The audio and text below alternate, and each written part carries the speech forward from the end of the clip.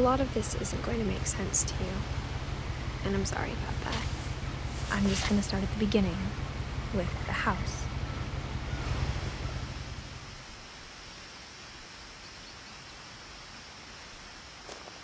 Someone had put up a chain link fence, but it looked like I wasn't the first person to hop it.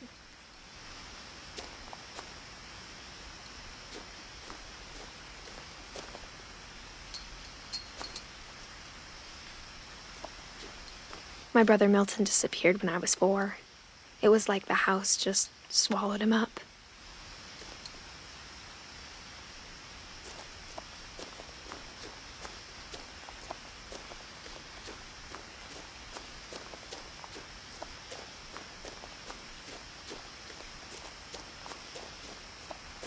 I lived here until I was 11, but I wasn't allowed inside half the rooms.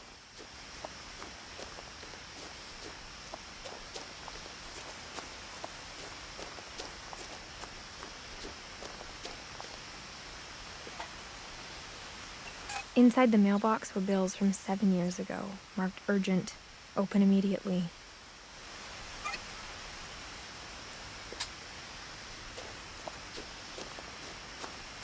I hadn't been back since my brother Lewis's funeral.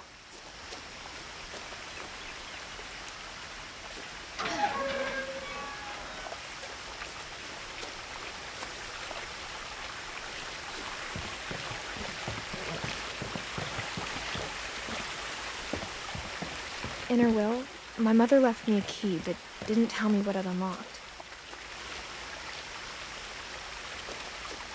Maybe she thought I'd know. Or she thought that the mystery would be enough to bring me back.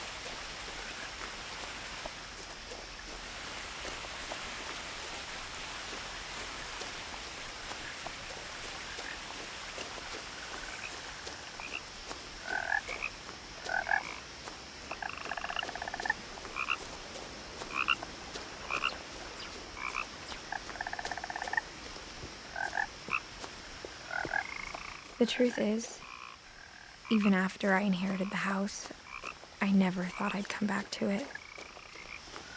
But now I had questions about my family that only the house knew the answers to.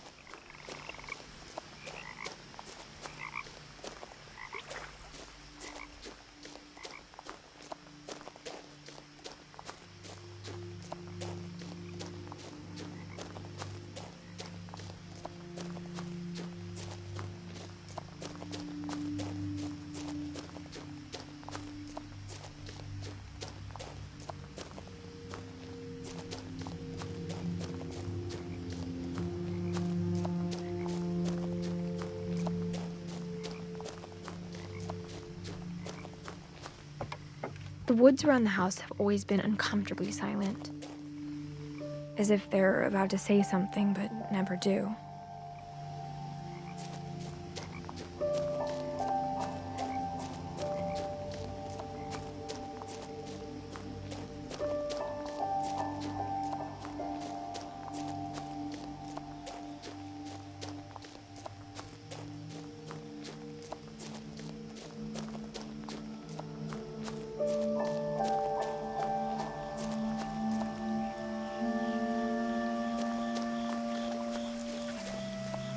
The house was exactly like I remembered it, the way I'd been dreaming about it.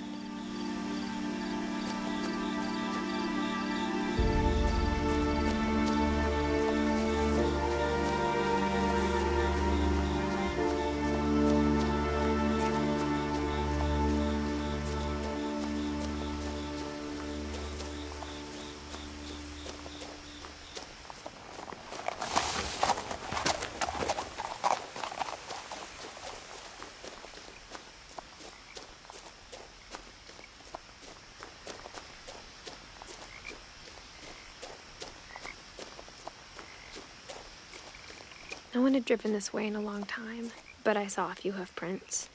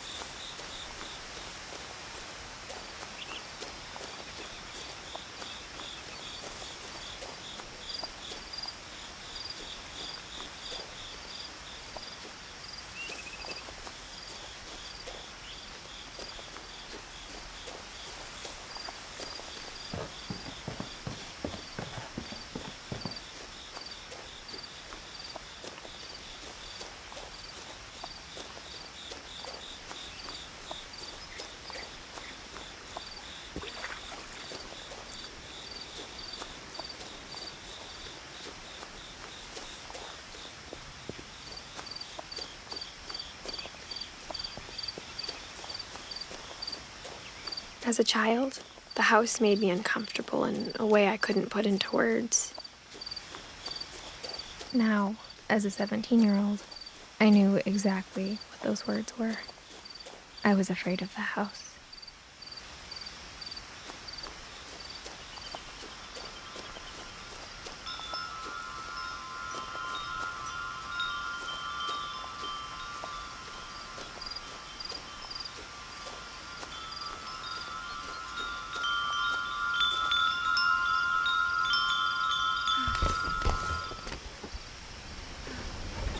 Crawling through the doggy door used to be a lot easier when I was 11.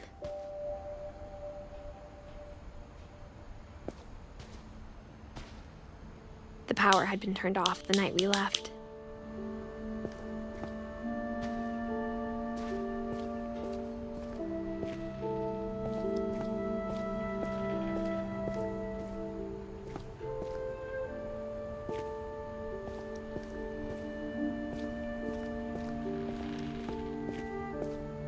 For the first time in years,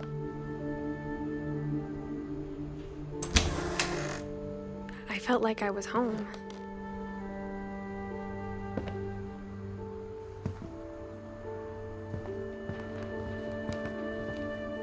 But instead of a family, there were just memories of one.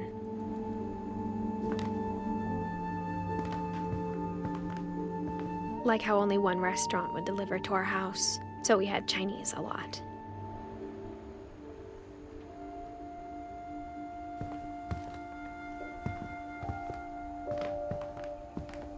Or how after Louis started working at the cannery, we all got sick of eating salmon.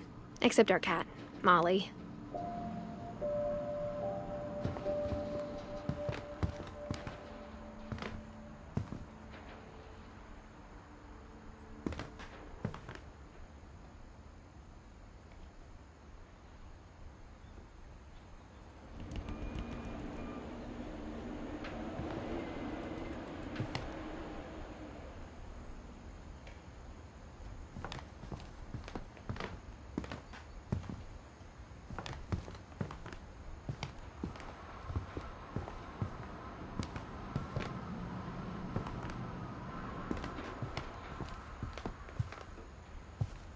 The table was still a wreck from the night we left.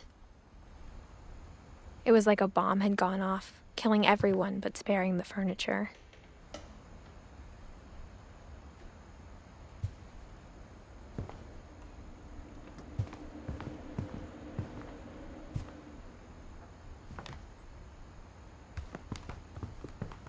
My mom was the only one of us who could imagine Great-Grandma Edie living in a nursing home.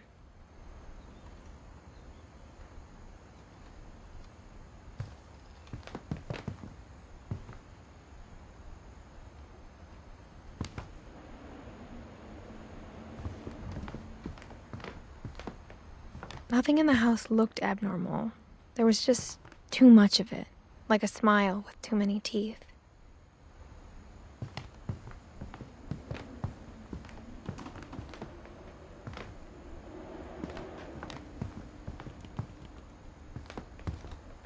Even the fireplace had a story.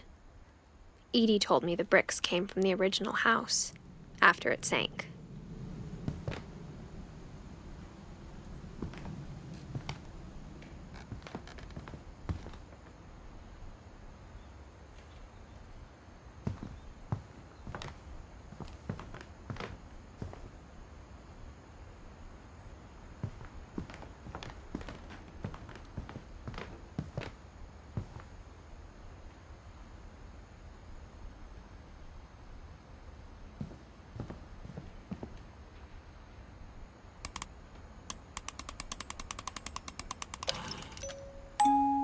Great-Grandpa Sven built a music box for Barbara, along with the rest of the house.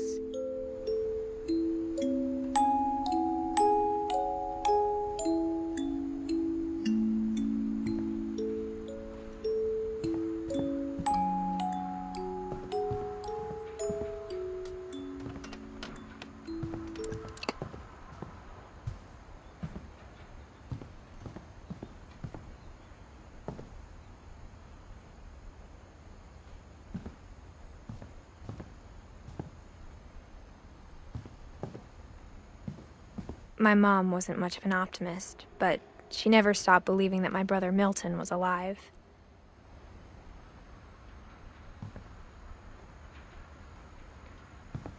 A lot of things got left behind in the whirlwind of that last night.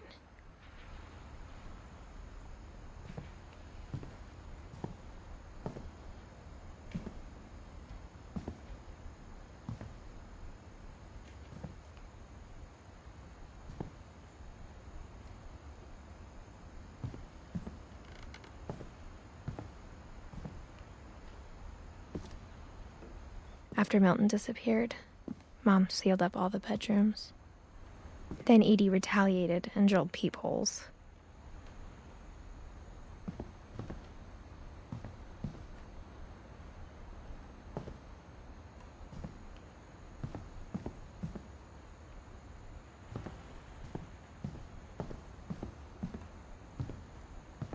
I spent a lot of time playing in Great Uncle Walter's room.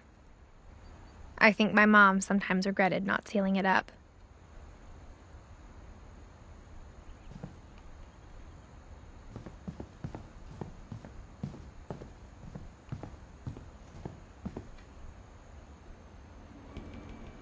Lewis told me there were secret passages, but I never believed him.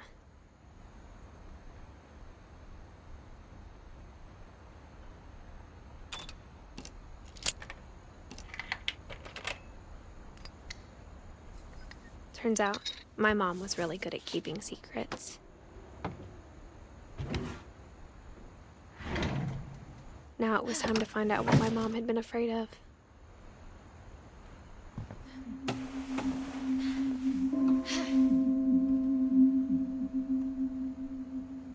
From the paintings on the wall, it was clear my brother Milton had been here before me. Reading this, maybe it sounds like I had a plan. But I had no idea what was behind that door.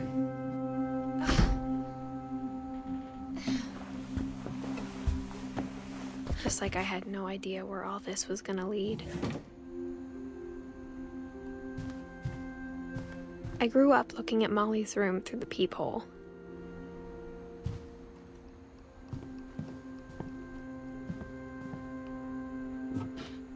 Molly's gerbil had a tiny bedroom with its own even tinier gerbil cage.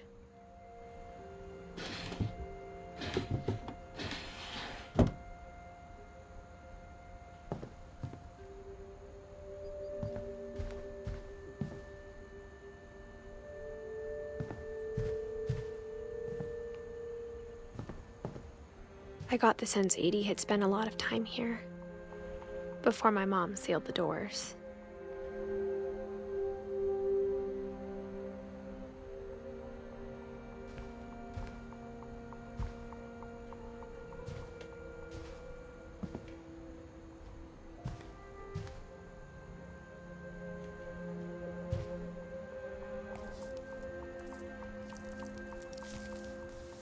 December 13th, 1947. Dear Diary, I'll be gone soon, but I wanted to tell somebody about what's gonna happen. It started when Mom sent me to bed without dinner. I woke up and I was starving, so I looked around for something to eat.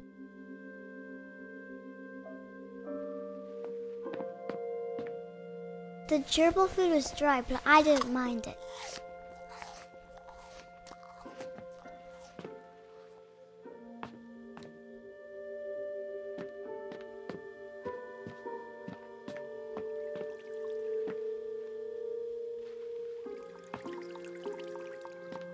I thought about eating Christopher, but I held back.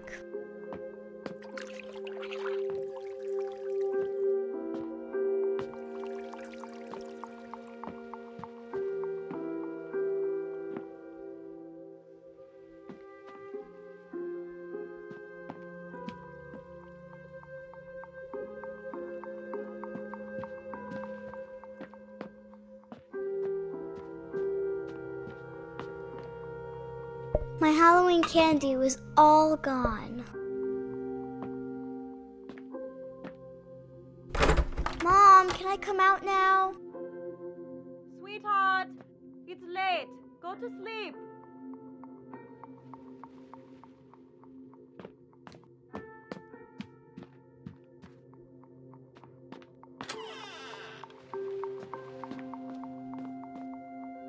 I kept eating and eating.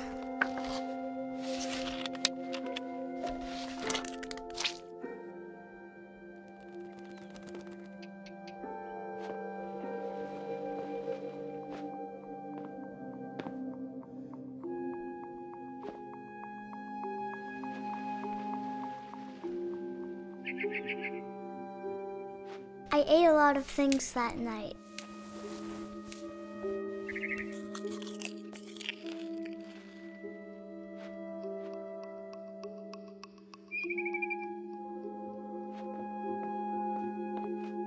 Then I heard chirping outside my window. It was a barn swallow going back to her nest.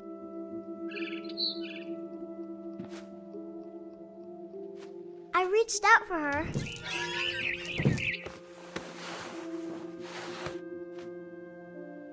And suddenly, I was a cat.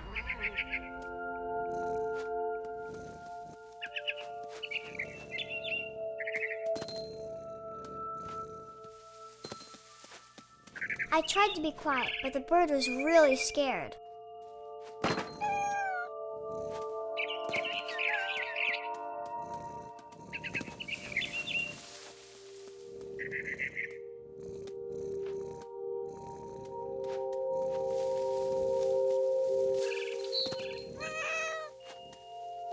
Mom and Dad didn't even look at me.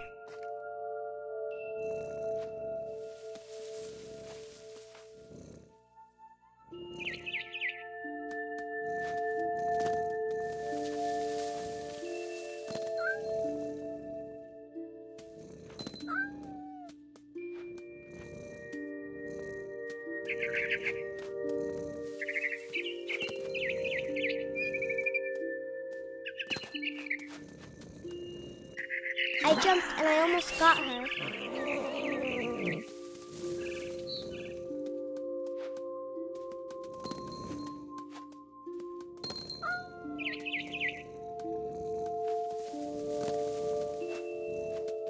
I could tell she was getting really tired.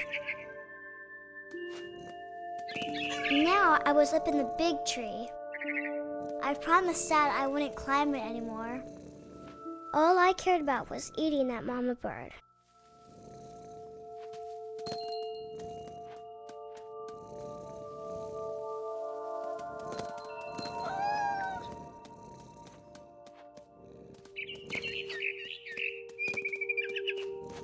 I gobbled her up. And suddenly, I was an owl. First, all I heard was the wind. Then I heard little teeth nibbling in the grass.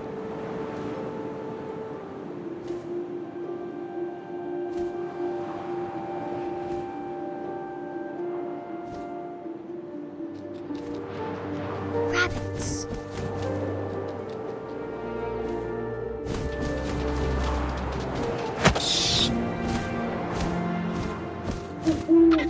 I imagined his face looking up and seeing mine through my talons. I swallowed him up, and I didn't chew one bit. Then I flew off to find something bigger.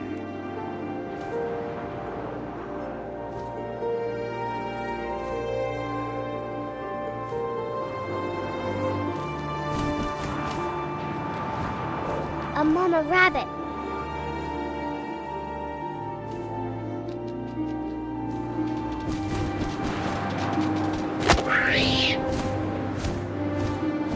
She was almost too big to carry. I started choking, but I couldn't stop eating. And suddenly, I was a shark.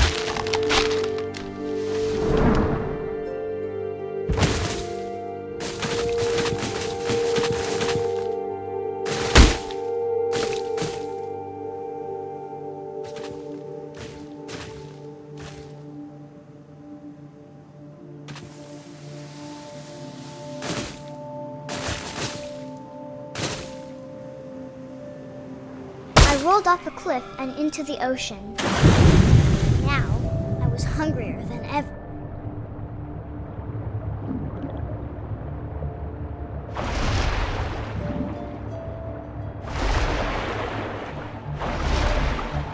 I wanted fat, juicy seals.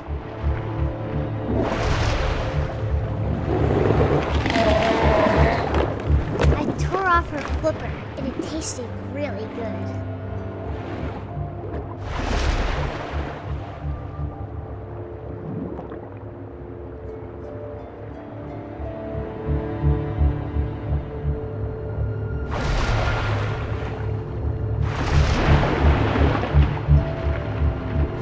Grabbed on tight.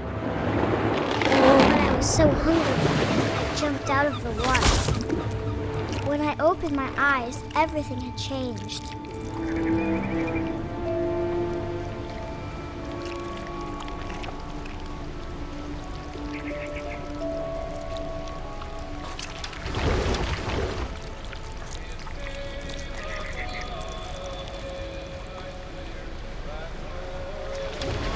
Now I was a monster, and I smelled people everywhere.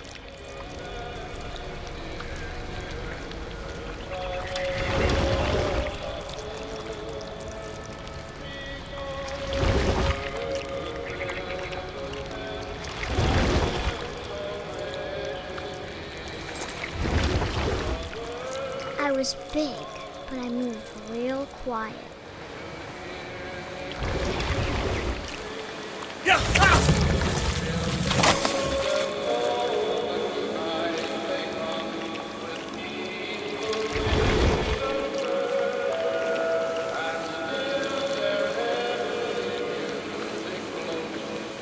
I wanted to stop, but also I didn't.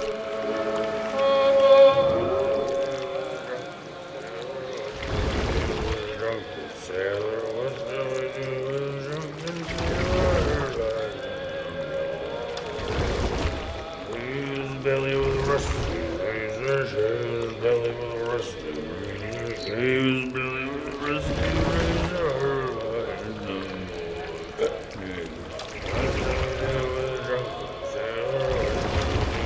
Drunken sailor was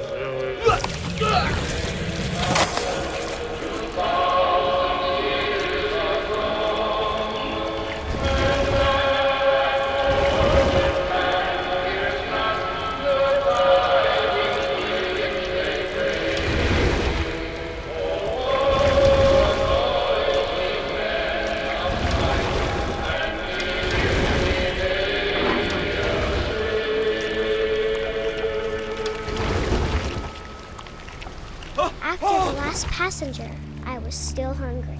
And across the water, I smelled something new. Something I had to have, so I swam towards it.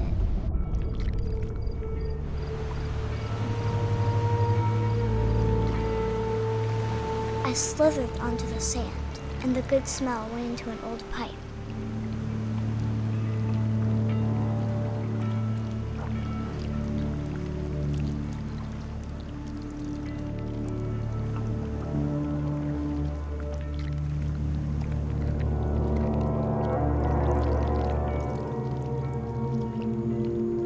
I got closer and closer.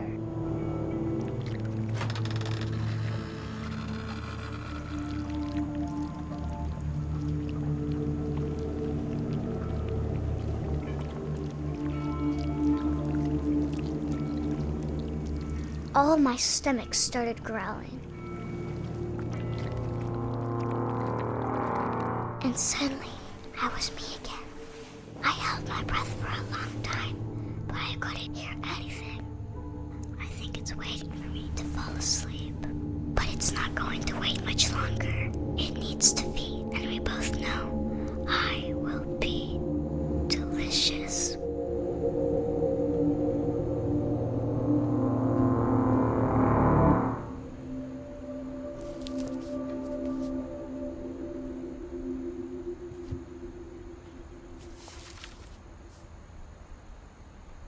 I'm not sure if I believed all of that, but I'm sure Edie would have.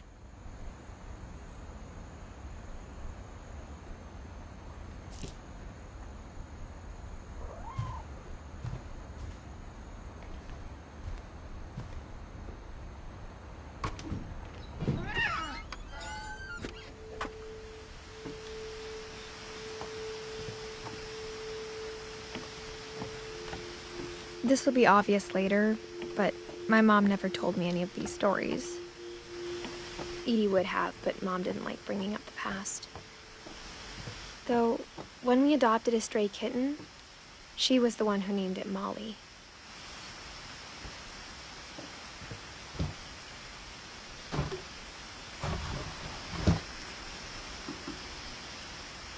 I spent a lot of time in Great-Grandma Edie's room. Edie knit me a new pair of gloves every year, just in time to replace the old ones.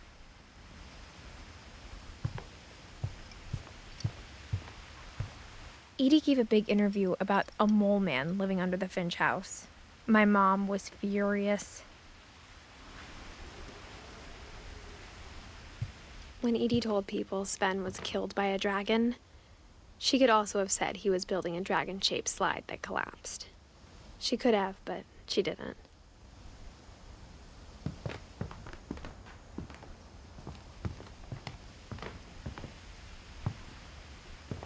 One summer, they evacuated the island, but Edie refused to go. For a few weeks, she was a celebrity.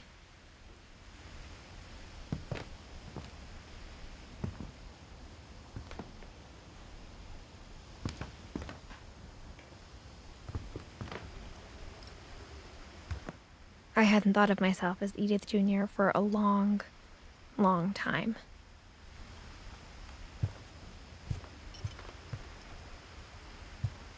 Louis died a week before we left, but Edie had already started to memorialize him.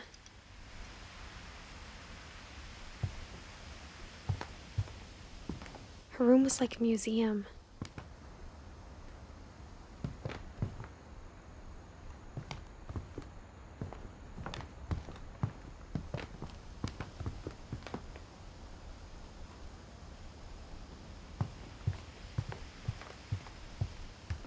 Even in her 90s, sometimes Edie seemed a lot younger than my mother.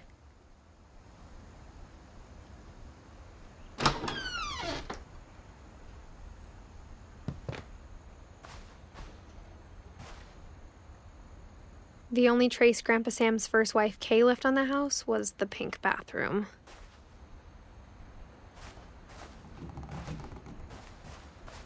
It was a pretty big trace.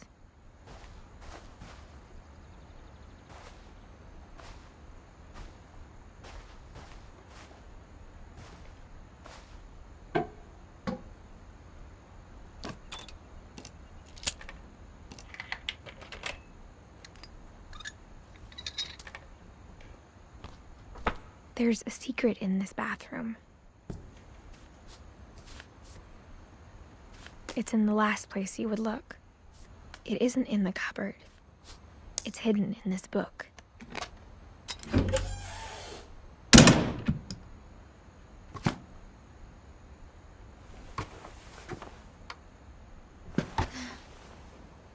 Sven gave Sam an old camera he'd refurbished. He never put it down.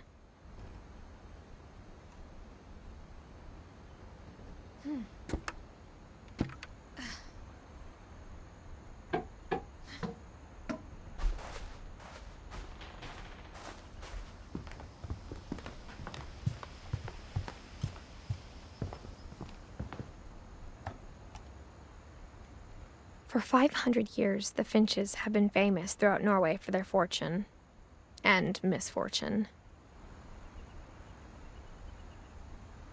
Odin Finch buries the latest victims of the family curse, his wife Ingeborg and their newborn son, Johan. On January 7th, 1937, he set sail with his family and his house, hoping to leave the curse behind. But 40-foot waves off the coast of Washington send the house and Odin to the bottom of the sea. Odin's daughter Edie, with husband Sven and baby Molly, step ashore on their new home, Orcas Island.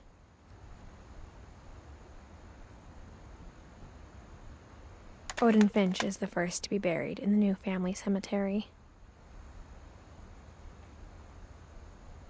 His daughter Edie is already dreaming of a new Finch house.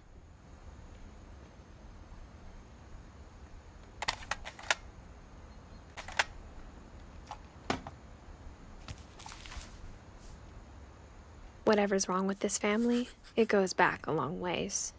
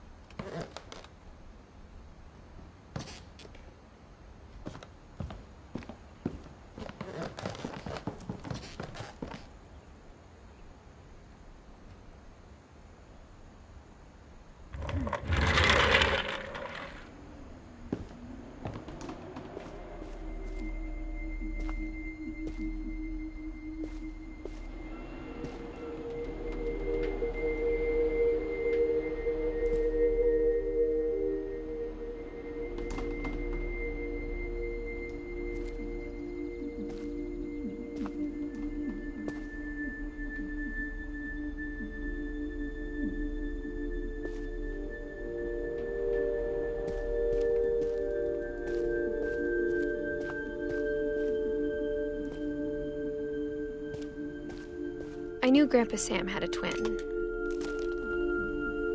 and that he never talked about him.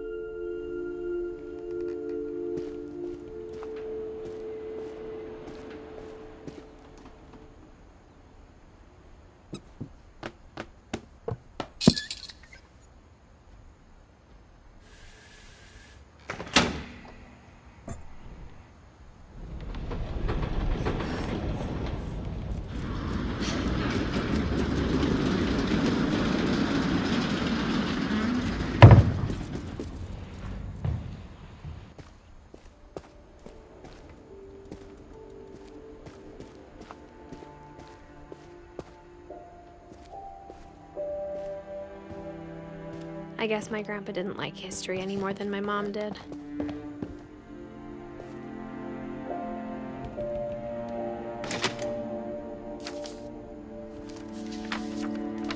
How I Want to Remember My Brother by Sam Finch. The thing I remember is that when he made up his mind, that was it.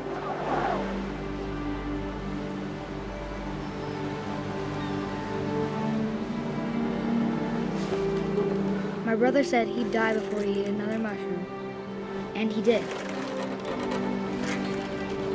At Barbara's funeral, we swore we'd never be afraid again.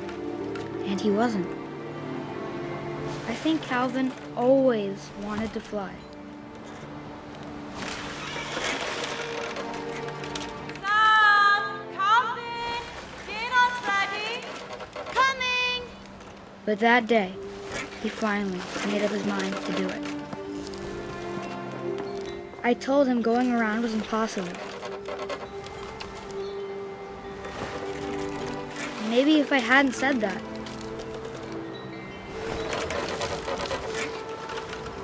Calvin! I'm not gonna tell you again! maybe if the wind hadn't picked up, then maybe he'd still be here. But I doubt it. I think he'd already made up his mind. That's what I want to remember about my brother.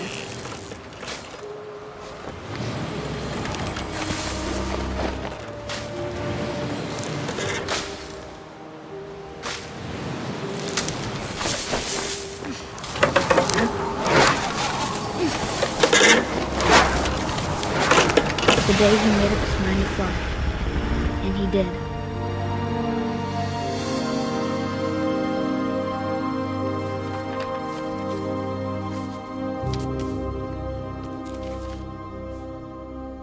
Calvin's story felt strangely familiar. When I was younger, I remember trying to do the exact same thing.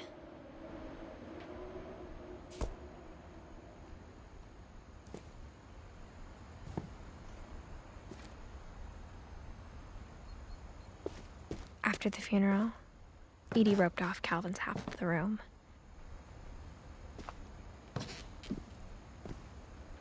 Mom said Grandpa Sam enlisted at 18 and never set foot in the room again.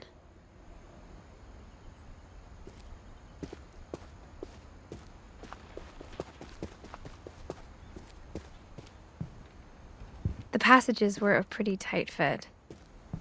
They'd obviously been built for smaller hands and bellies.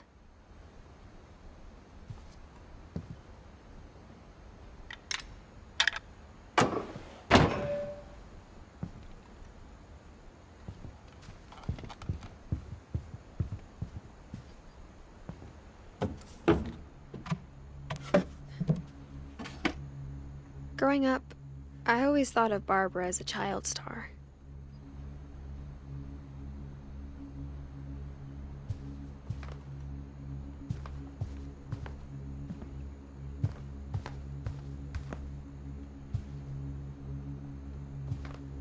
I never thought about how hard it must have been for her afterwards.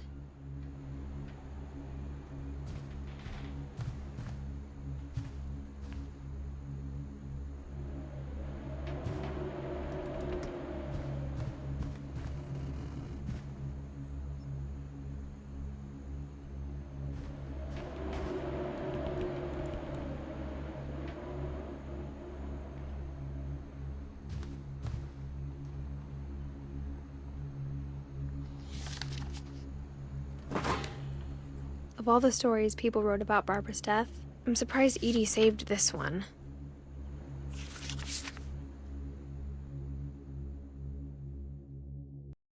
Old Jack here with another ghastly tale inspired by America's most unfortunate family.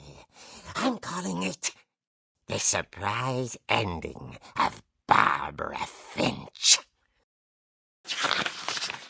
As a child star, Barbara was famous for her scream. Now at 16, she was all washed up. A has-been. But in a lucky break, she'd been asked to perform her signature scream at a local convention for monster movie fans. It was just the boost her career needed. Unfortunately, her scream hadn't aged well. Getting better. I think you just need the right motivation. Her biggest fan and current boyfriend, Rick, was about to demonstrate when... Now that was a great scream? It was Barbara's father, Sven. He'd slipped into a table saw and had to be rushed to the emergency room. So Barbara got stuck babysitting her youngest brother, Walter. Her convention comeback was cancelled. Okay, I'm hearing frustration, but I'm not hearing terror. What if I tried... A gang of hoodlums in Halloween masks have been terrorizing Orcas Island tonight. Police are urging residents to... That came from the basement. You're right! Also, I loved your delivery on that. Why is your basement door locked? Because my dad likes making puzzles and secret passages. There's a key hidden in the music box. The secret is to keep winding and winding until finally the key pops out. Thanks, babe. I'll be back in a sec. 20 minutes later, Rick hadn't returned. So Barbara went to look for him, right on cue. She reached for the music box. And as she wound the key, she listened for Rick, but the house was silent.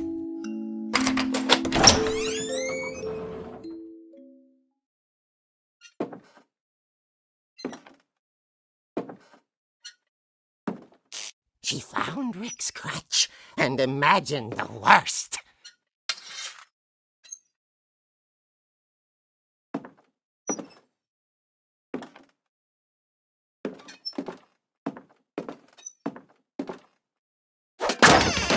The gang's leader is the infamous Hookman killer, Dr. Carl Hamill, who impaled and then ate his family 10 years ago tonight.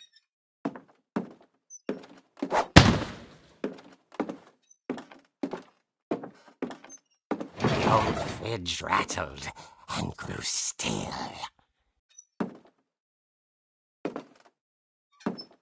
Oh dear!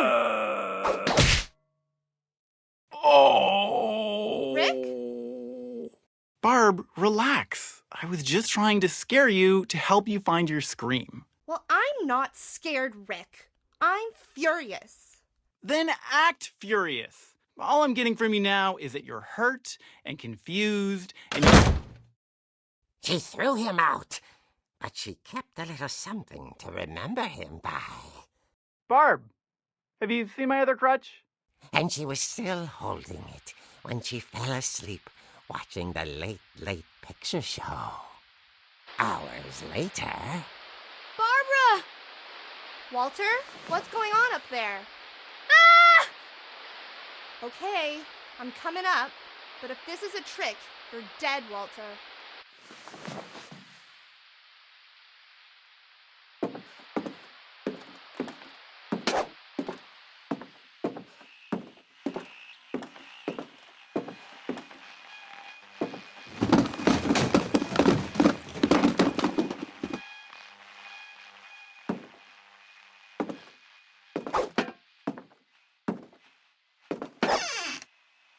Walter, are you there? Walter had vanished, but his bedside radio was still on. Orcas Island police describe the man as 6 feet tall, with a steel hook for a hand. Residents are urged to lock all doors and windows and notify the police of any suspicious activity. Barbara turned, saw the hook man, and was speechless.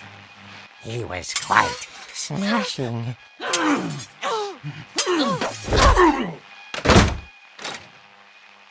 And here he was. He couldn't get enough of Barbara. Okay, Barbara, there's gotta be another way out of here. That night, she played her part beautifully.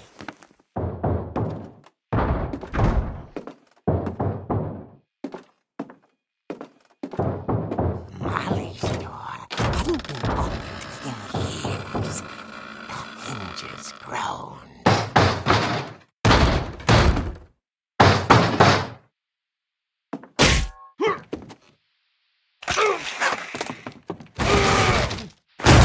He wasn't moving, but but she sensed the story might not be over yet.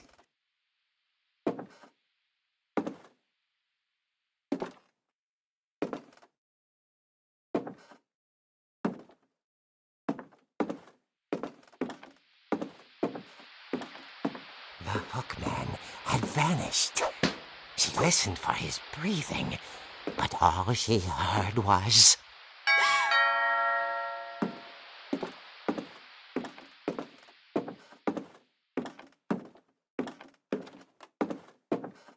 At the door, she heard whispering. It was coming from inside the house.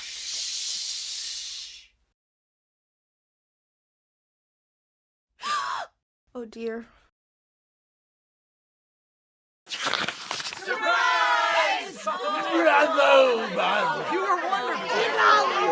monsters had come to surprise her. For Barbara, it was a dream come true. Then she saw what kind of monsters they were, and she realized what was about to happen. She was going to be famous. And with her final breath, Barbara Finch gave the performance of her life.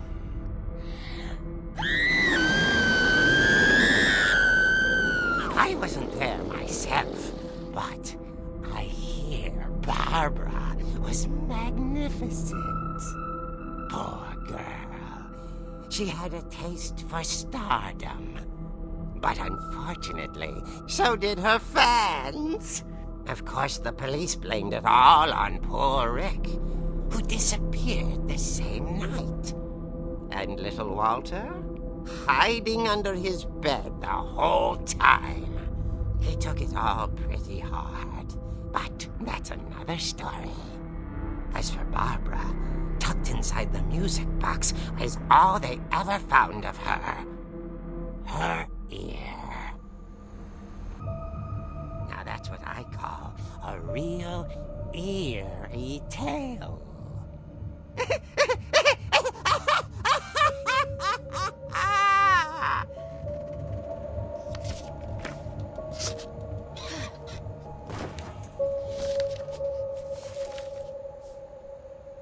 Edie told me all Barbara wanted was to be remembered, as absurd as that comic was.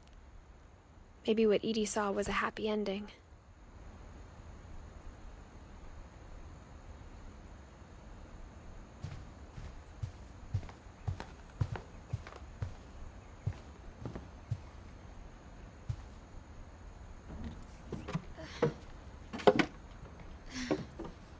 I guess now I know why Mom didn't like me playing with the music box.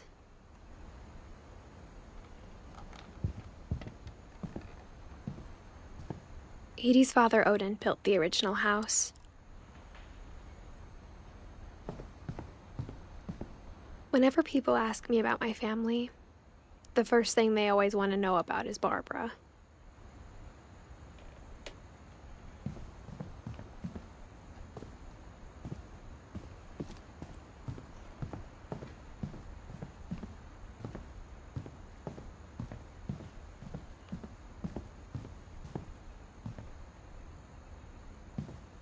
It's funny. All those times I played with the music box and never found the basement key.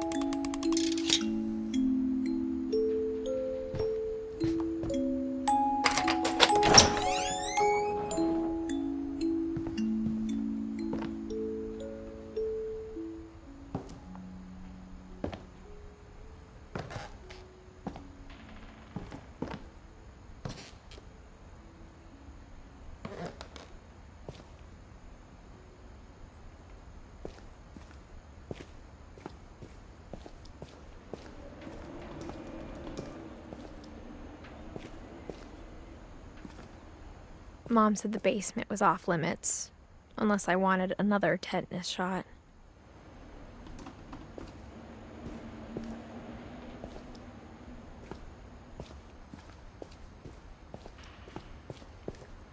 I saw Edie sneak down to the basement once, carrying packages.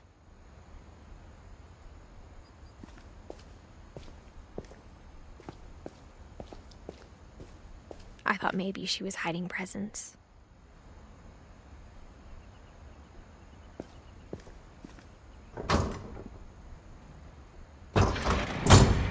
It turned out she was hiding a lot more than that.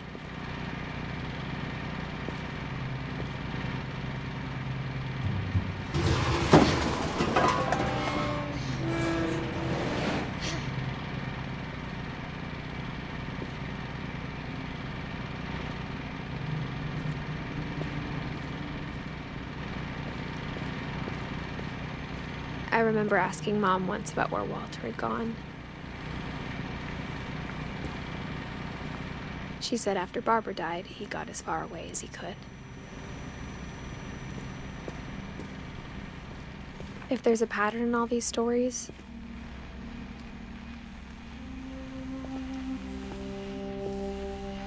I think it's that none of us has gotten very far.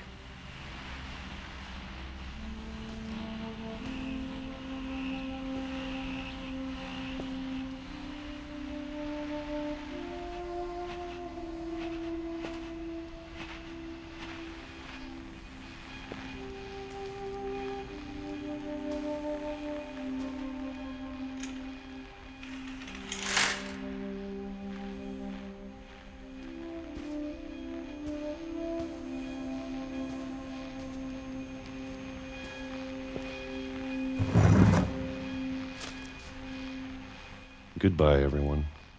I can't believe I've been down here for 30 years. On that first day, after the shaking started, I didn't think I'd survive a week.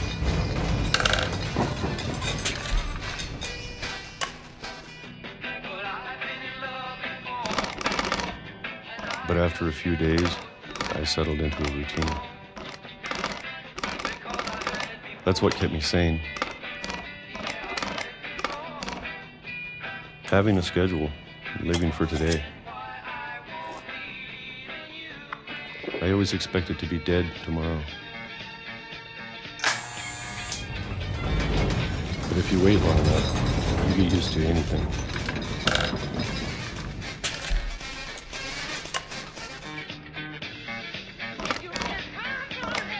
Even a monster on the other side of the door starts to feel normal. Almost friendly.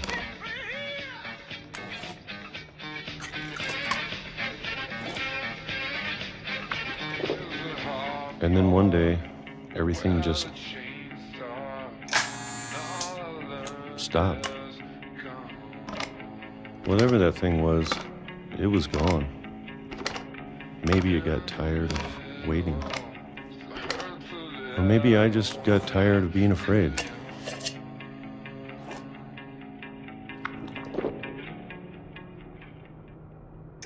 It's been a week now, the longest in 30 years. I'm done waiting. I have to leave while I still can.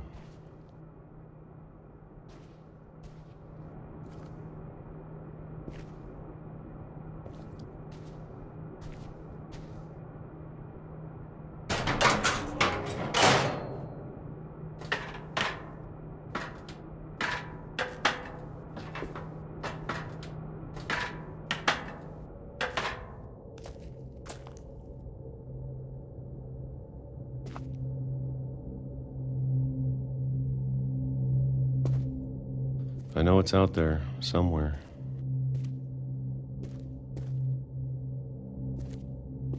Whatever killed Barbara and Molly and Calvin.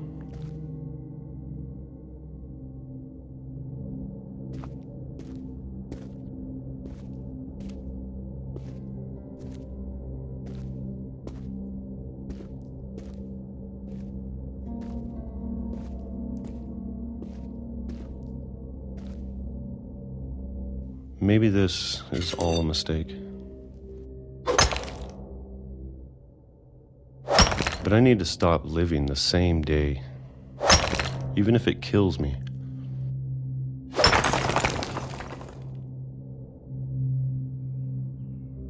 Whatever's out there, I want you to know I'm ready for it.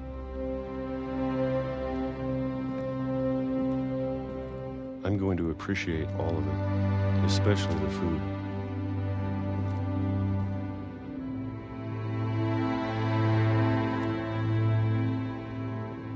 I don't mind if I only have a year left, or a month, or a single week. I'd be happy with one new day. I can already imagine the sun on my face.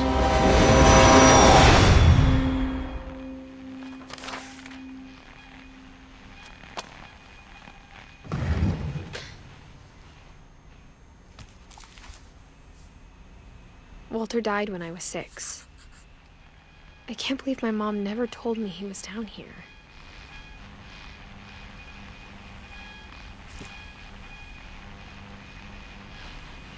I'm sure my mom was trying to protect me.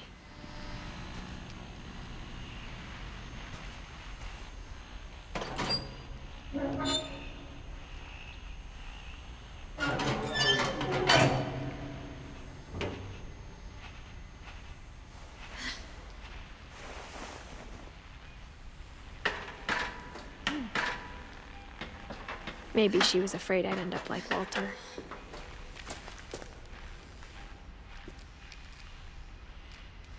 But if she never told me about an uncle under the house, I can only imagine what else she was hiding. I don't want to make the same mistakes she made.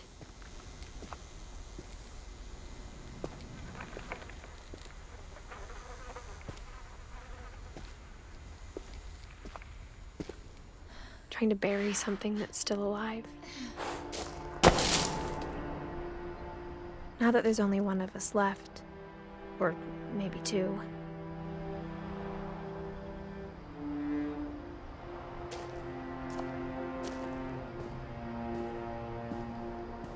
I thought it was time I heard the stories for myself and found out what happened to everyone else. But now I'm worried the stories themselves might be the problem. Maybe we believed so much in a family curse, we made it real.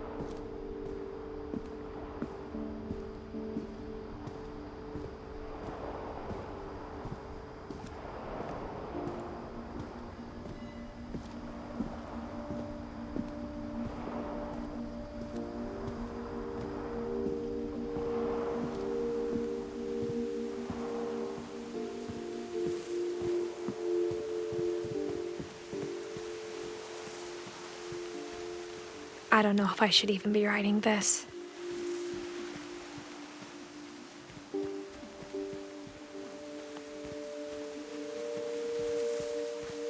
Maybe it'd be better if all this just died with me.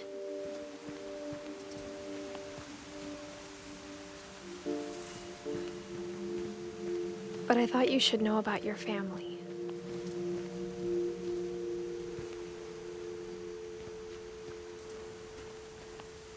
And the history you're a part of.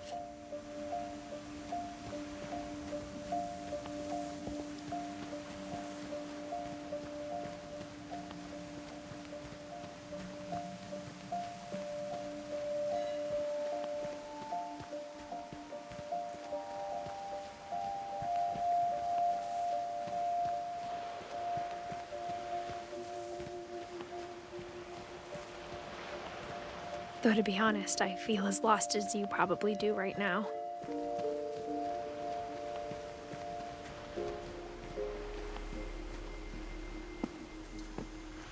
I think the people in these stories believed them, for what that's worth.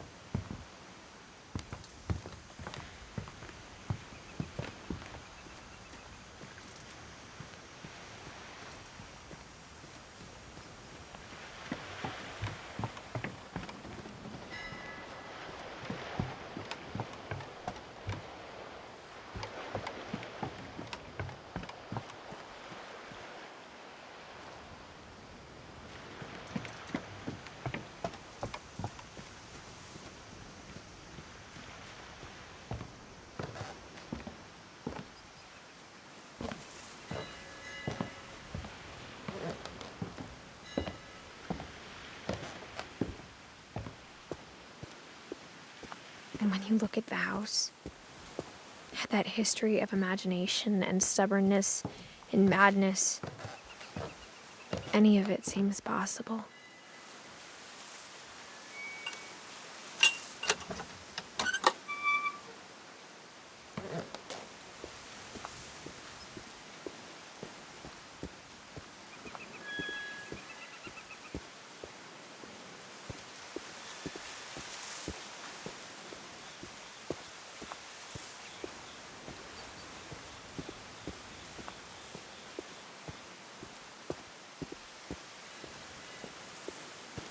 I think we've been surrounded by death for so long, we've just gotten used to it.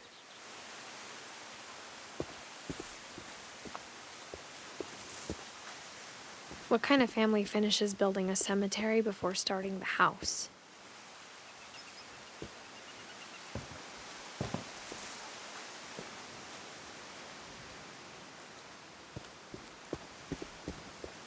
It's embarrassing for me to admit this, but the pet cemetery made me more uncomfortable than the human one. 3 of the gerbils were mine, and 2 had been my fault.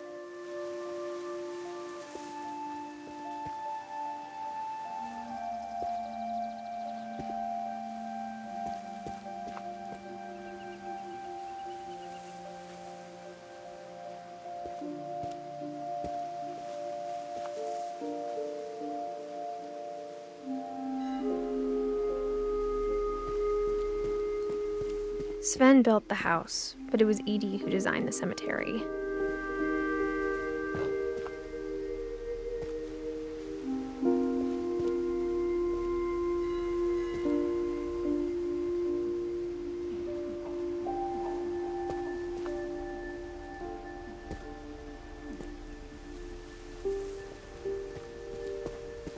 I'm sure Odin's monument had been Edie's idea.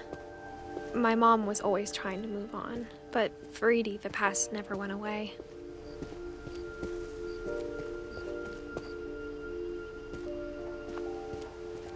She could see it poking out of the water at low tide.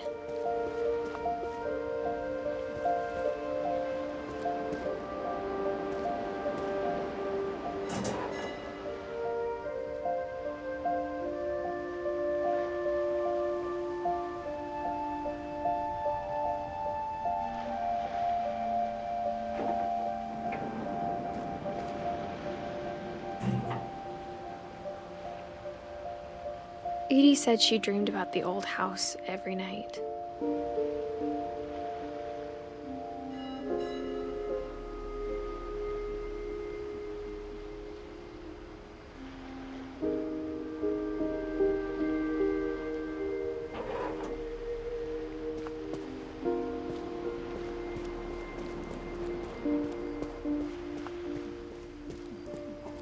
Edie's side was always easier for me to understand.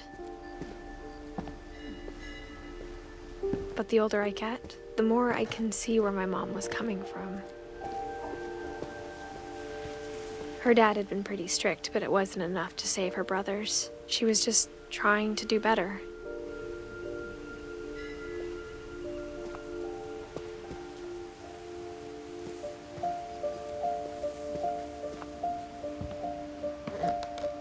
She lost 2 of her brothers, just like I did. I get why she tried so hard to protect us.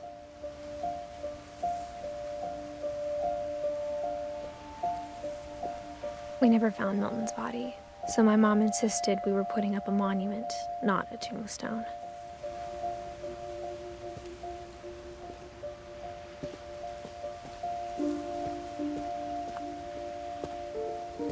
There's so many things I wish I could ask my mom now. Part of me thinks this is what she wanted all along. For me to come back someday and find everything out for myself.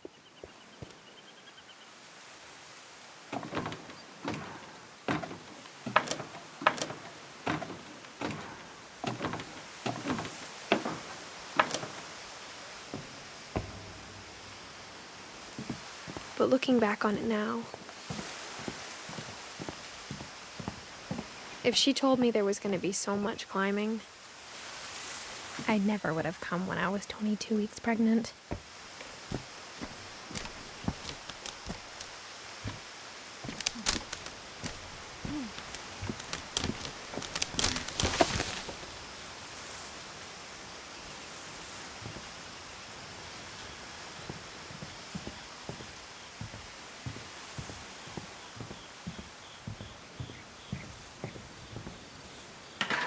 I never met Grandpa Sam, but I think he and my mom had a lot in common.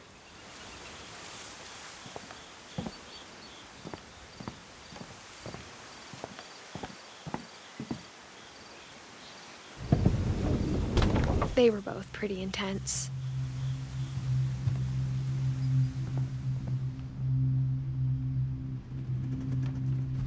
Sam spent his life shooting photos, but Mom said he got nervous being in front of the camera.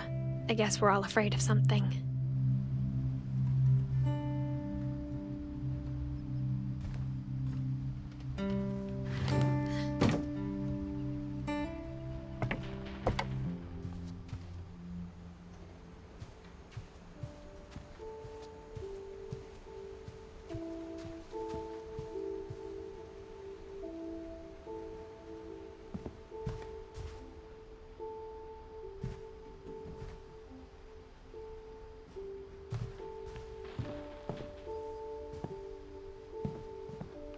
Instead of hiding from death, Sam seemed to go out of his way to meet it.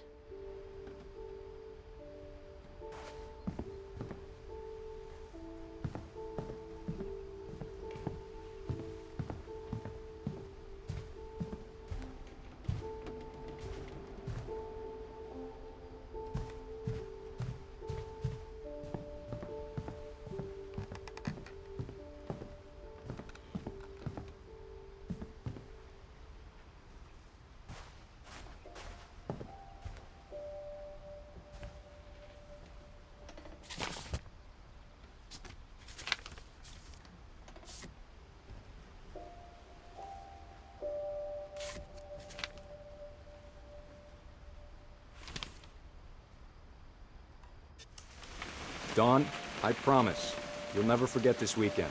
Yes, sir. These memories are gonna last a lifetime. Am I gonna have to shoot anything? It's a hunting trip, Dawn. Shooting is strongly encouraged. Shouldn't we be leaving? Just want to get a shot of you, Dawn, then we can take off. What? Perfect. It's gonna rain the whole weekend, isn't it?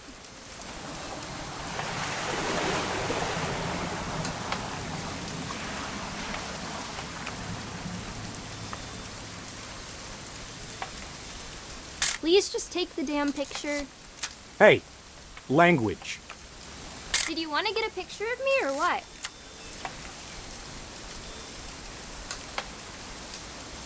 I will never forget this weekend, Dad.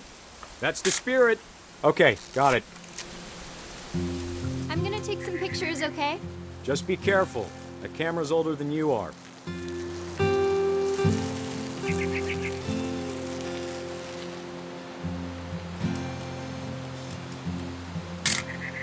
Aw.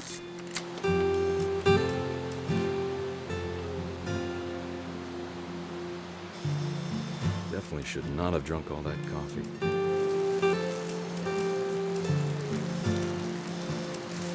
You're right, Dad. It's starting to clear up. Still freezing, though.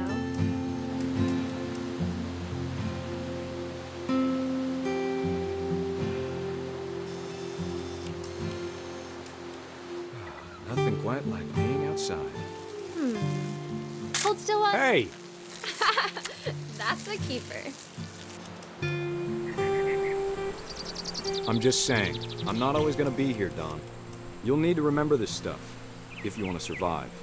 I'll be fine, Dad. You know who else thought he was gonna be fine? Some guy who died. Don, I'm being serious. I know, Dad. You're always serious. Doesn't being out here make you want to chill out? Well, to tell you the truth, I haven't been out here in 20 years. Don, don't you think you could find something more interesting to photograph? Last time I was with my brother Calvin. Man, that was a great trip. Your grandpa Sven taught us how to fish, how to build a fire. We found an old logging trail. There were deer everywhere. I bet if I could remember where that trail was, we'd spot a buck for you in no time. Give me a minute to check the map. You don't need to waste any more film on me, kiddo.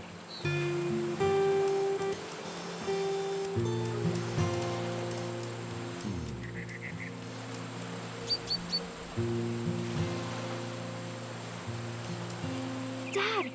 Good eyes, Don. Before you take the shot, let me get a picture of you. Dad, I... Just breathe. Turn off your imagination. Focus on your target.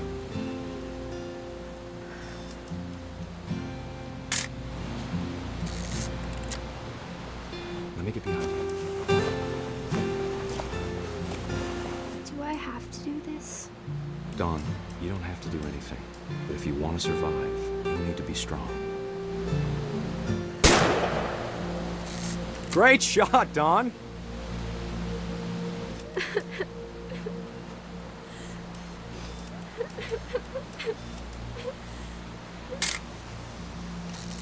I'm proud of you, Don. Always remember that, okay?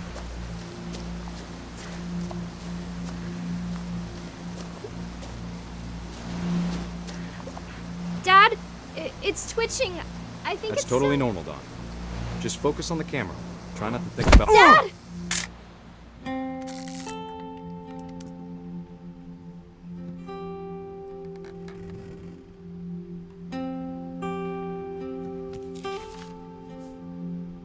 Of all these stories, that's the one I wish most that my mom had told me.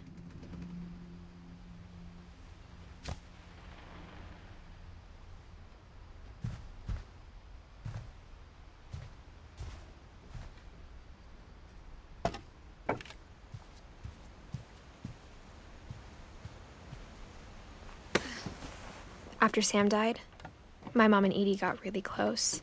They'd both lost a lot.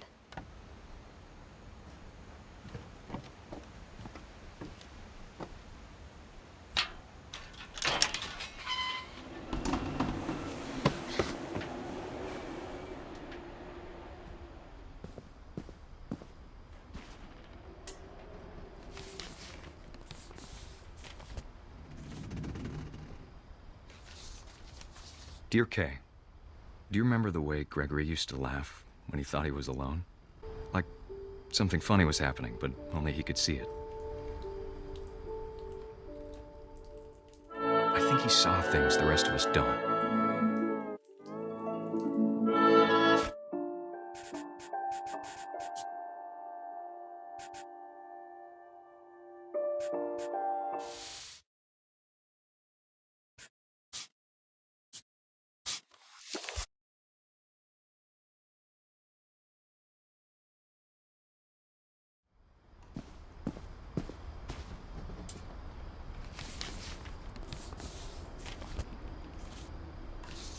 Dear Kay, do you remember the way Gregory used to laugh when he thought he was alone? Like something funny was happening, but only he could see it. I think he saw things the rest of us don't.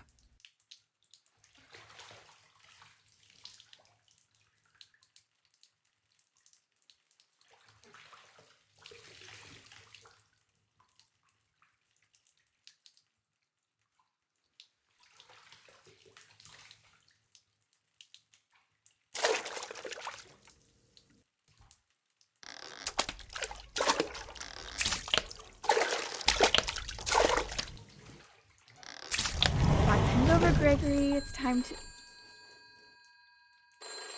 Hold on, sweetie. Hello? Sam, I told you I don't want to talk right now. I wonder what he saw.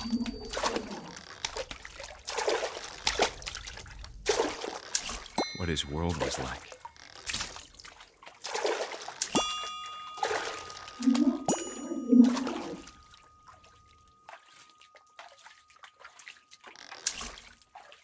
It reminded me so much of Calvin. Lost in his imagination. Whatever it was he saw, it sure made him happy.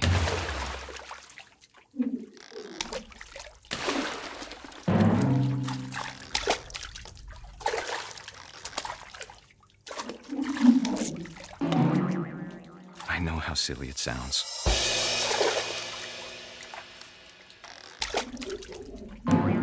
That I worried about a baby being too happy. But I could feel him slipping away. Sorry about that, Gregory. I know you did everything you could. Maybe if I hadn't called that night. Damn it. Hold on. I wish he could have told us about the world he saw.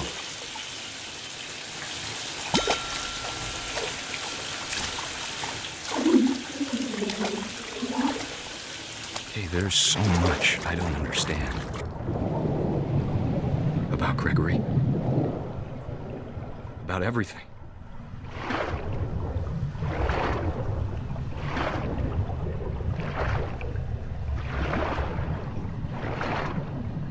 But I know what happened wasn't your fault.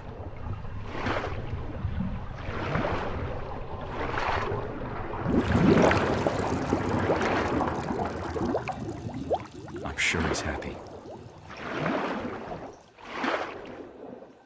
And he'd want you to be happy too.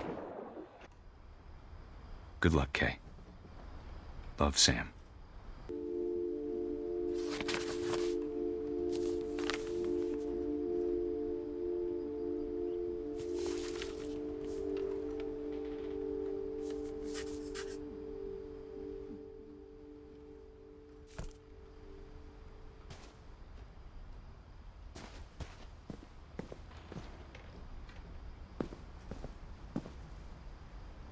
I can't imagine my mom ever writing poetry, and yet...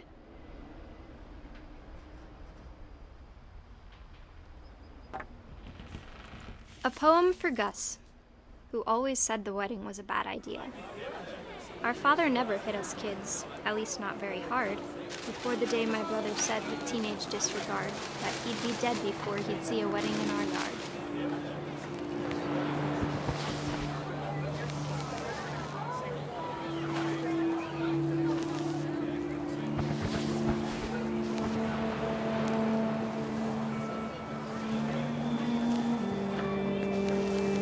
Father made him come, of course, but Gus stood far apart, just flew his kite and bottled up the storm inside his heart.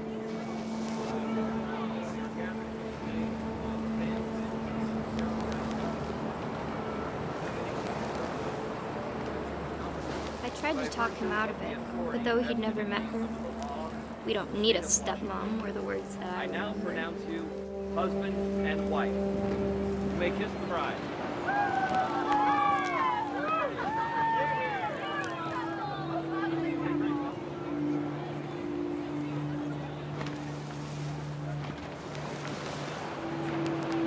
the time for photos came, Dad ordered him to Come here.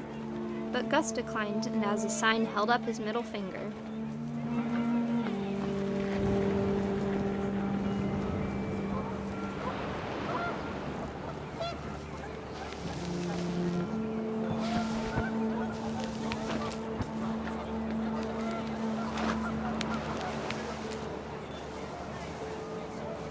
The wind picked up, and panicked geese appeared and quickly went. But all the humans did that day was go inside the tent.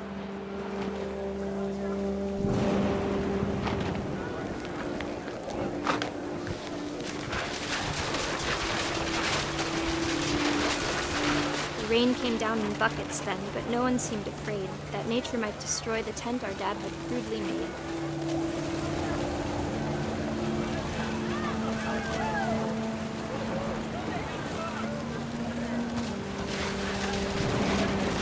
Thunder sounded much too close and full of angry power.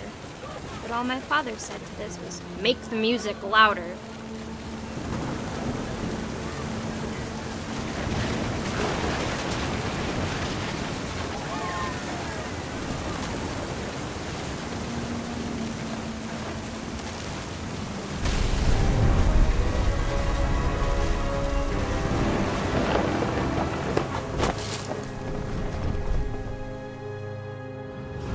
I wish that I could truly say I thought about you on that day.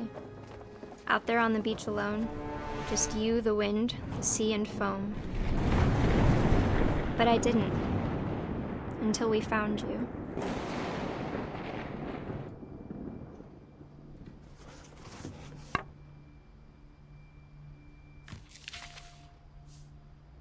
She never talked about him, but Mom told me once if I was a boy, they were going to name me Gus.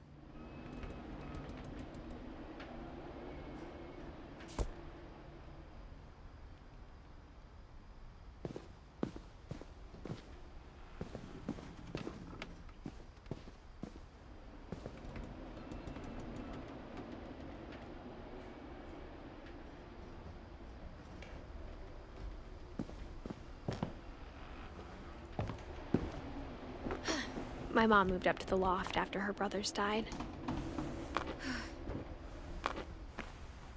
At the time, it was as far away as she could get.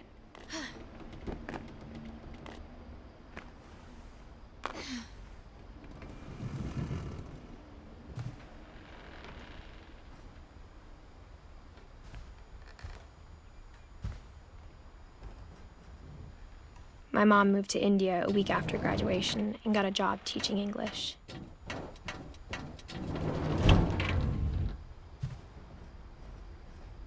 She spent a summer building houses in Calcutta, where she met my dad, Sanjay.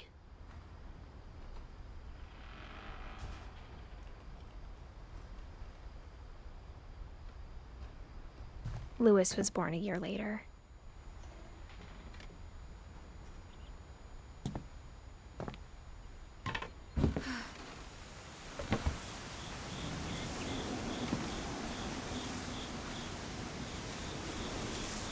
When my dad died, I don't think Mom knew where else to go.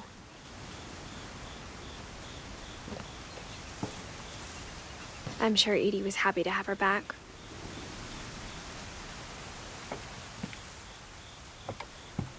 And to see kids in the house again.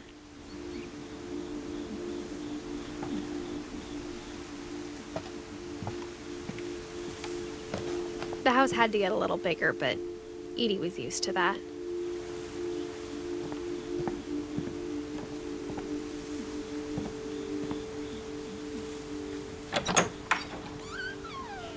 And for a while, things were good, almost normal.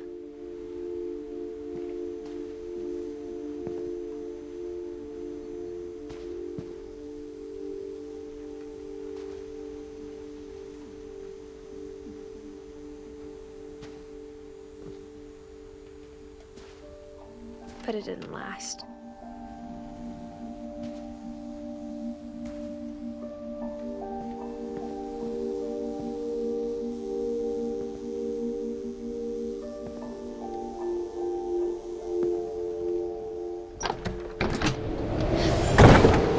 beginning of the end was Milton's 10th birthday, when Edie gave him a castle.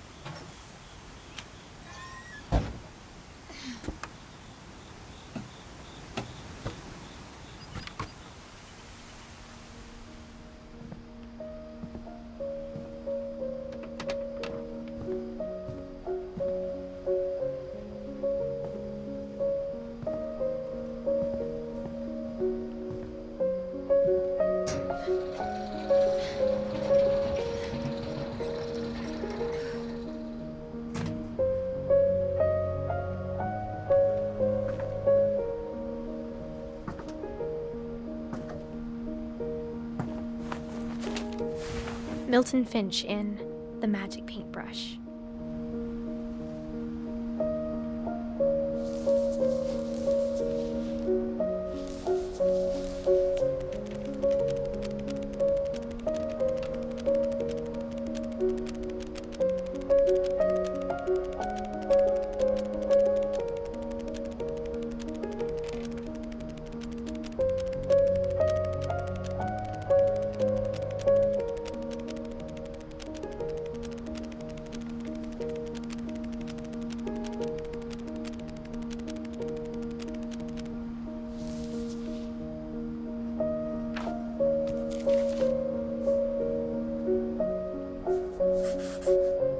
I was 4 when Milton disappeared.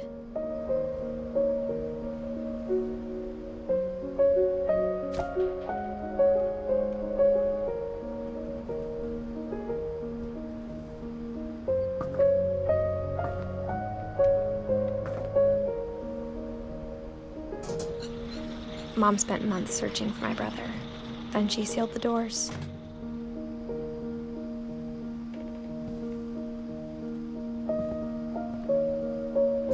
Whatever Milton had found in the house, Mom didn't want it getting out.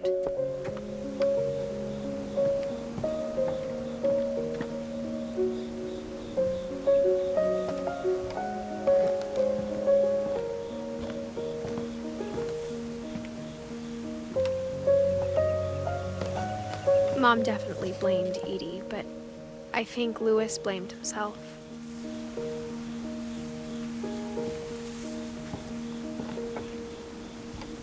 After he graduated, he just spent more and more time in his room, until Mom got him a job at the cannery.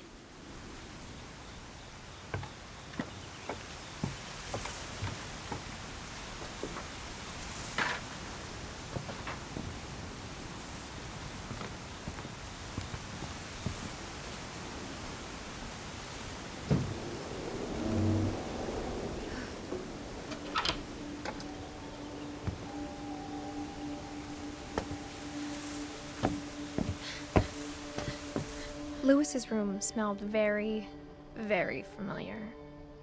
That part of him lived on.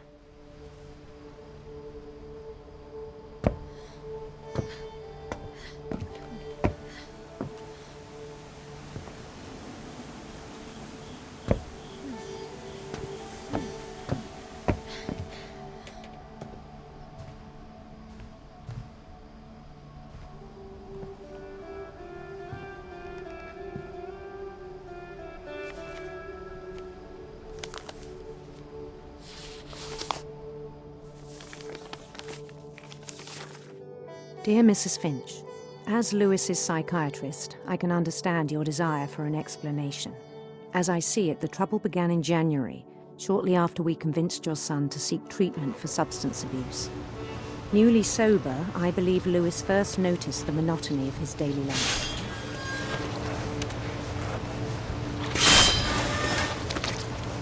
He kept working at the cannery, but he withdrew part of himself. In our sessions, I saw the same behavior. His mind began to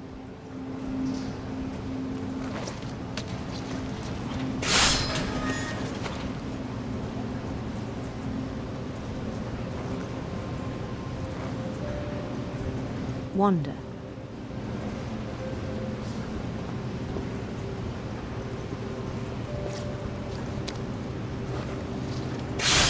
I asked him to describe it. He said he started small, imagining a labyrinth. He'd feel his way about.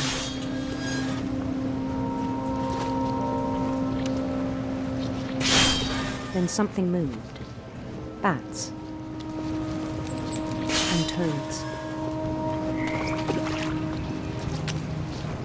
And things that have not names.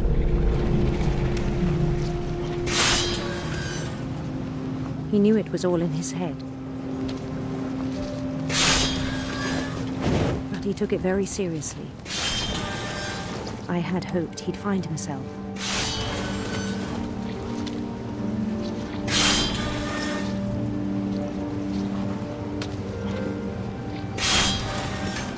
But he found something more.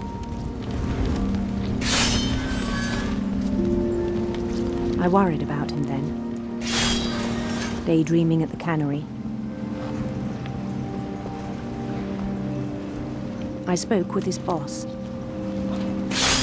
but he said Lewis had become a model employee. Methodical, tireless, focused. Like a whole new Lewis. So I let him go on.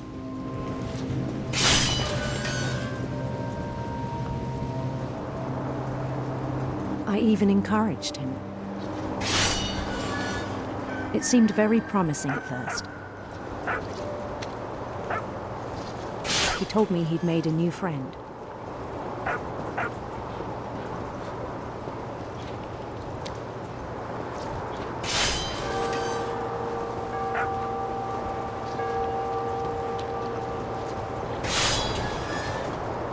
On the edge of a city he named Lewis Topia.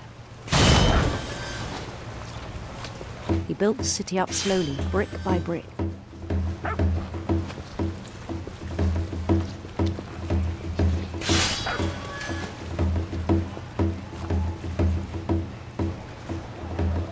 Then he made musicians.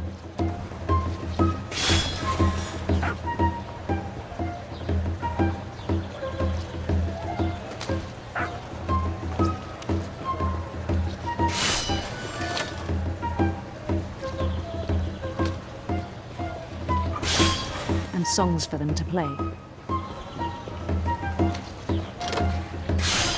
He talked about starting a band.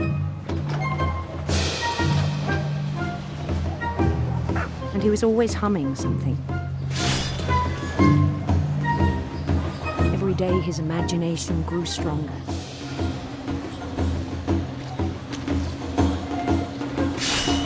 He no longer spoke at the cannery. But his chopping was as reliable as ever. Then one day it struck him that all the cheering crowds, even the stones under his feet, were all in his imagination, so he could do whatever he wished.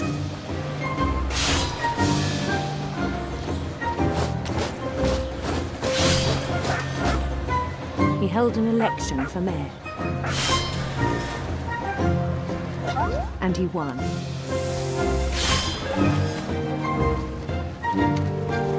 They begged him to stay, but his mind was already wandering. It became a game for him.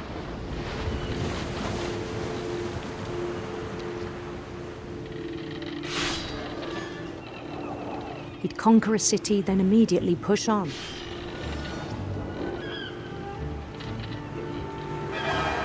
New Louisville.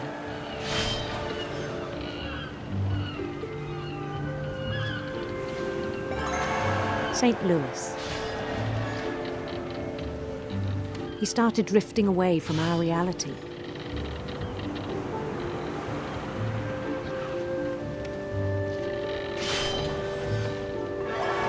Minneapolis. Until one day he forgot to go home from the cannery. Even as his mother pleaded with him, part of Lewis kept sailing on.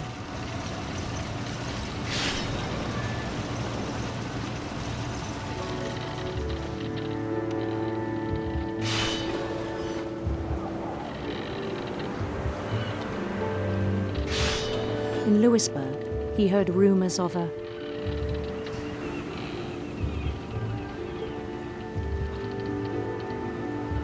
beautiful prince.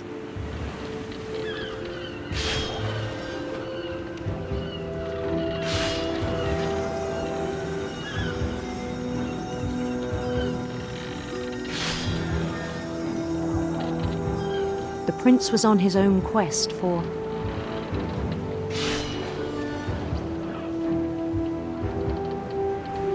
radiant rainbows.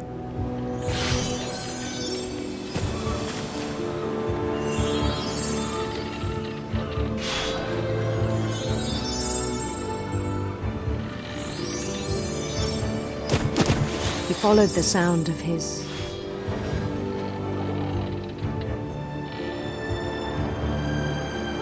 electric sitar.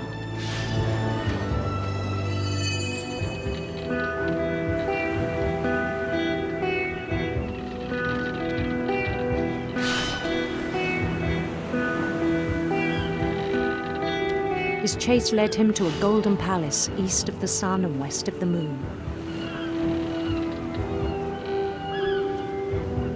Even then, his logic remained sound.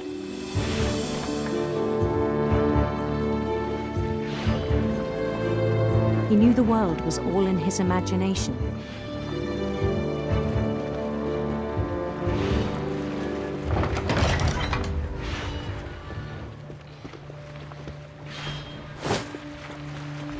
But he was so proud of having created it. In his own eyes, he'd become something greater than a king.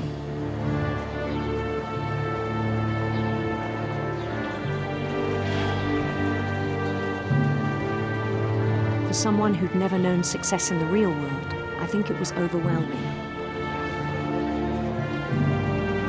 And then it struck him that the real Lewis was not the one chopping salmon, but the one climbing the steps of a golden palace.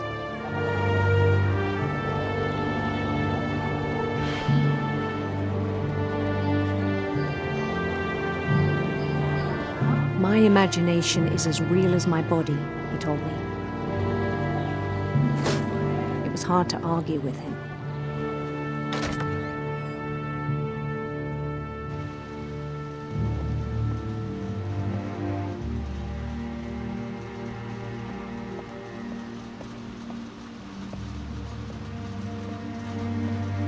He began to forget the world we know.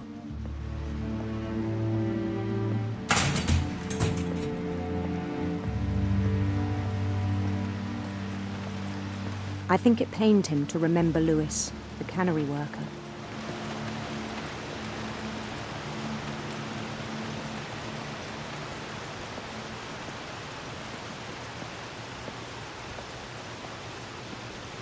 He began to despise the man with a royal contempt.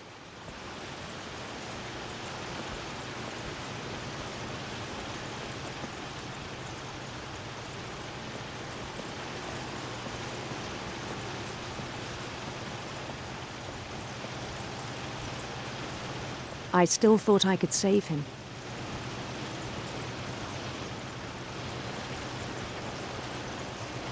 Even after he said he was being crowned king over all the lands of wonder.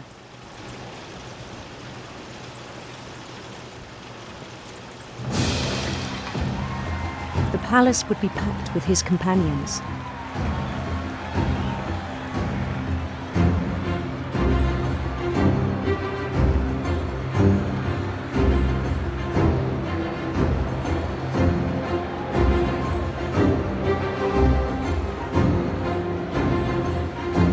Including the wise Calico who had insisted on advising him.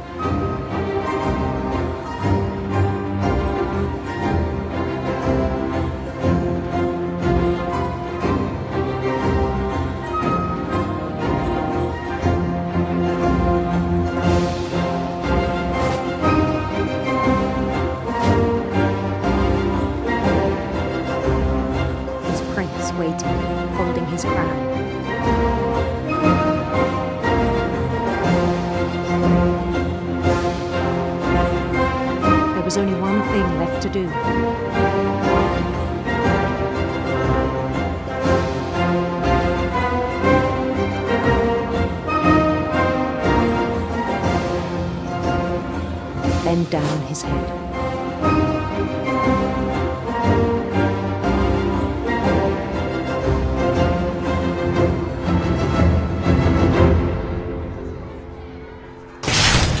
And the rest I think you know. Mrs. Finch, your son was a kind man who will be missed by all of us who knew him.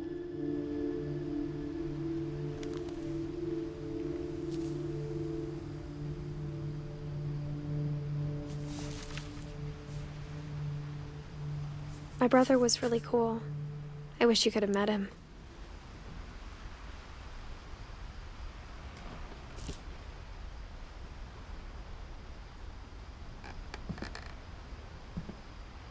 Lewis and I spent a lot of time playing games together, but he was surprisingly bad at them.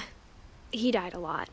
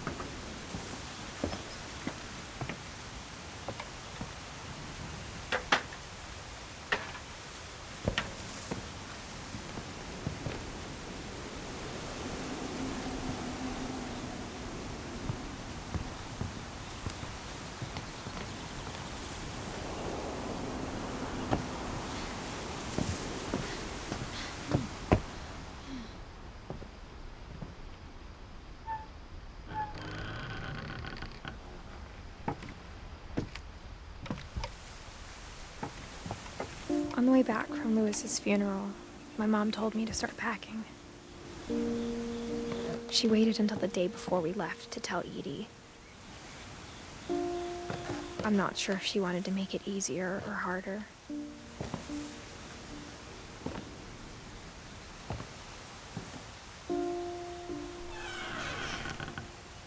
I wish we'd stayed. But I understand why we left.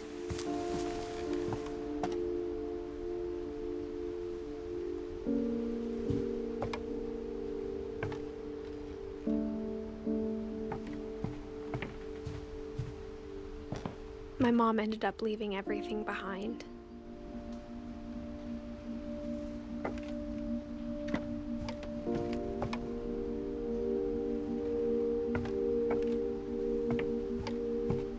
What happened that night had been coming for a long time.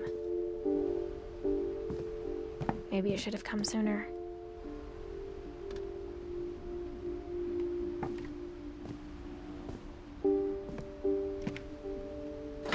But it had to end one way or another.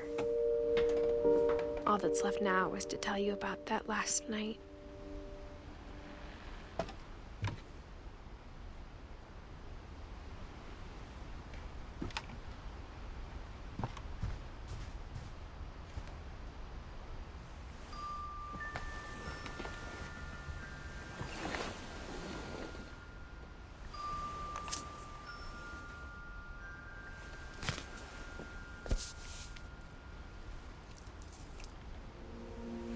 That whole last day, Edie just watched us pack and didn't say a word. Until supper, when she raised her glass and said, To our final night together, and all our final nights apart. Grandma, you know what I said about alcohol. Some of your medications are very Edith, specific. I left a present for you in the hallway. Why don't you go open it? The grown-ups have to argue now. I'm sorry, you're right. We're all leaving tomorrow. Let's just enjoy our last... I'm not leaving. Edith, you're excused.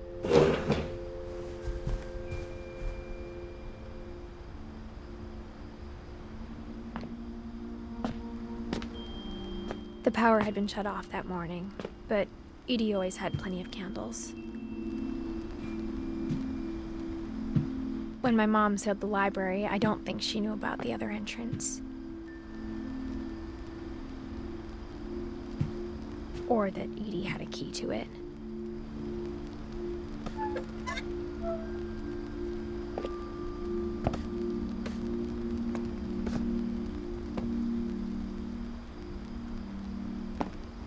That thing you're afraid of isn't going to end when you leave the house.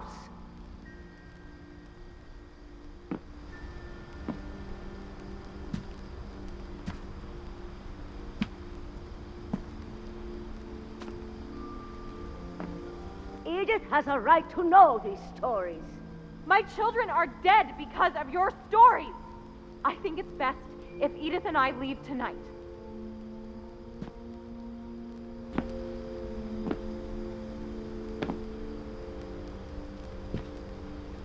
We'll have the nursing home send a van for you in the morning, okay?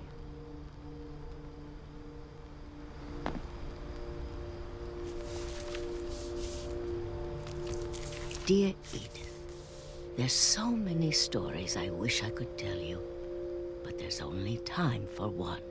This is about what happened on the night you were born. That night, the tide went way, way out.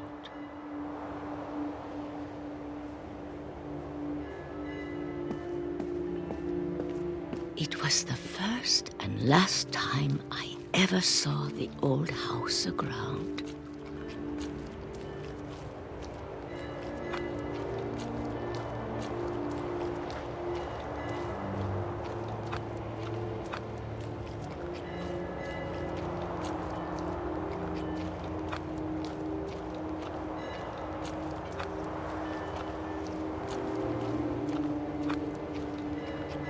God, it smelled awful.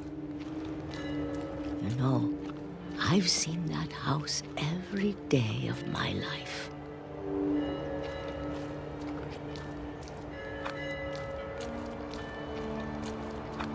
But I never thought I'd go back to it. When the fog rolled in, I lost my way.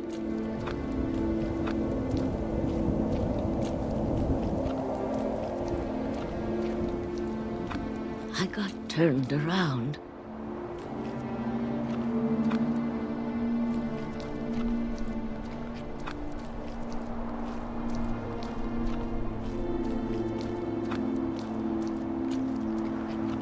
I started seeing things.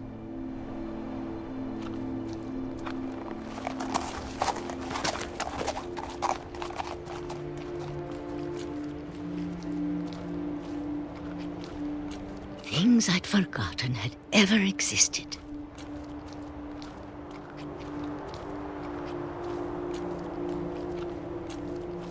But when I saw them, they felt like old friends.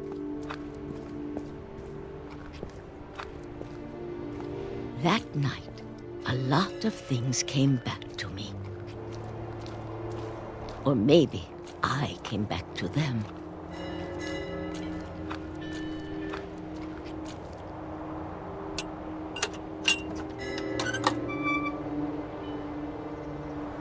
Things I can't explain, but that I need you to try and... Edith, what are you doing in here?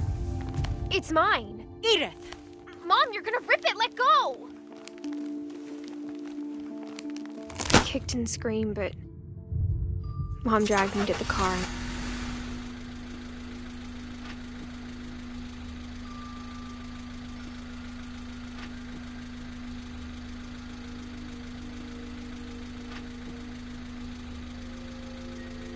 I never saw Great-Grandma Edie again.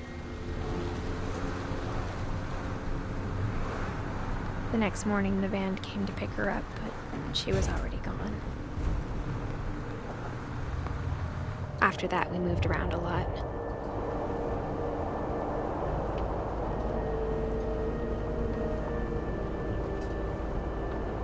We both tried to make the best of it.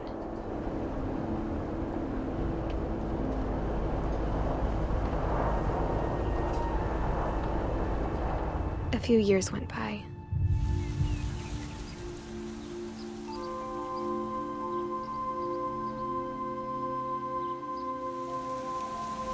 My mom didn't like to talk about it, but she started getting sick a lot. The rest happened pretty quickly. She got better for a while, and then she didn't. And then I was alone.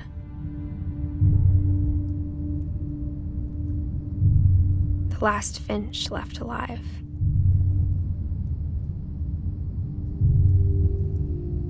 Until I found out about you. I'm still not sure what to tell you about all this. If we lived forever, maybe we'd have time to understand things. But as it is, I think the best we can do is try to open our eyes. And appreciate how strange and brief all of this is. This journal was supposed to be for you. But now I hope you'll never see it. I just want to meet you and tell you all these stories myself. But I guess if you're reading this now, things didn't work out that way.